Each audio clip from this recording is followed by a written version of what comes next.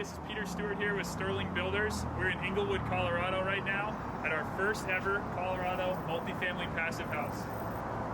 This is 2 units at about 2,800 square feet apiece. It is crazy loud out here because we're right next to 285. So we got 6 lanes of traffic 10 feet away from this property. Come on inside where it's a little quieter.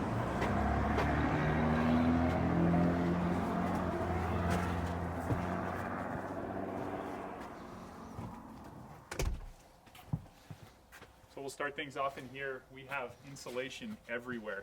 This house is very, very quiet. Underneath my feet right now, I have 6 inches of EPS foam with 2 layers of plywood on top.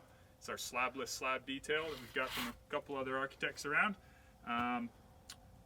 Looking out here, you've got triple pane Alpen windows. So we're looking at a U value about 0.16 per window.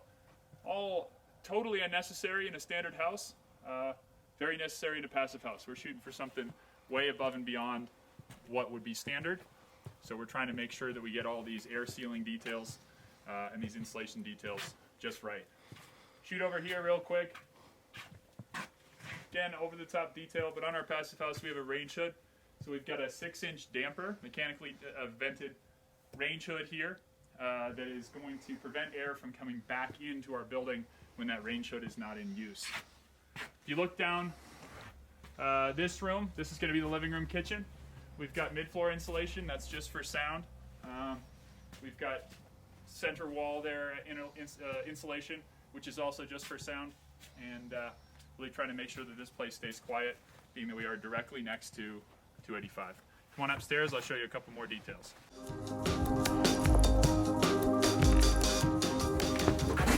So as we walk up these stairs, you can just feel the heat. The heat has been off in this building since Friday. So what we're getting here is solar gains from this south-facing window, and this building is holding this heat, held it all weekend.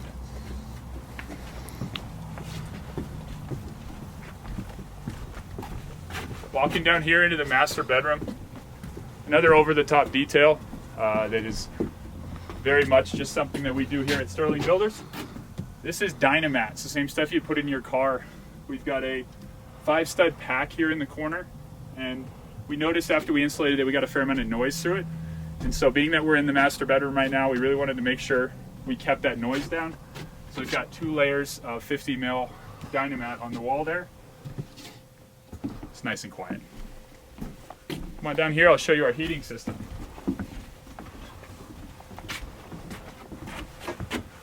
So if we look up here, we did mini split heat pumps, Carrier. They're 23 SEER, so they're very high efficient units. And we've got 1 per floor on each side of the units, so 6 total. They're 9,000 BTU units. Our total heat load for this entire building, for each side, is about 14,000, and we're running 28,000 on each side. So we've got way more than we would need. The reason that we have this is not because we wanted to oversize the heating, but it's because they don't make anything smaller. So we've got 3 heat units here to spread the heat out for dispersion through the house, but we really don't need them this big. We could have split them in half and it would have worked just fine. Come on upstairs to the 3rd floor, party room.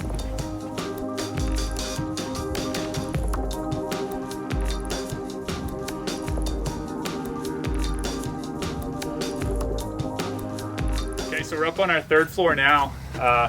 This is going to be a party room that I'm standing in right now.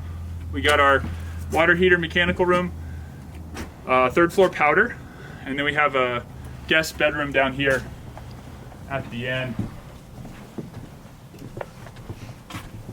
Every bedroom in this house has a bathroom and a closet connected to it, just because why not? Stand-up shower in here. If you look out this window, you can see how close we are to 285. We've got a full view the whole way down.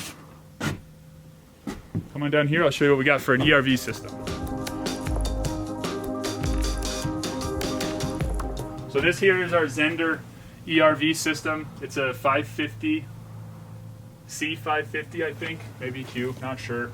But what we're doing here is we're trying to constantly ventilate the air from inside and outside. So we'll take our air from inside, which is has higher levels of moisture in it and has heat in it, We want to kick it outside though because it's dirty. And then we're going to bring air from outside back in. We're going to grab all that energy and moisture out of the air from inside, shoot the dirty air out, bring fresh air in. I've had a lot of questions that people have asked me about, well, you're right next to a 6-lane highway, how are you bringing in fresh air?